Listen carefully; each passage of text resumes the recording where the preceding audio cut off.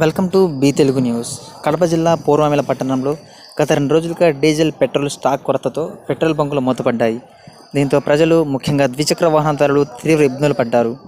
పూర్వమిల టౌన్లో కొద్దో గొప్ప స్టాక్ ఉన్న పెట్రోల్ బంకుపై జనాలు, ద్విచక్ర వాహనదారులు తండోప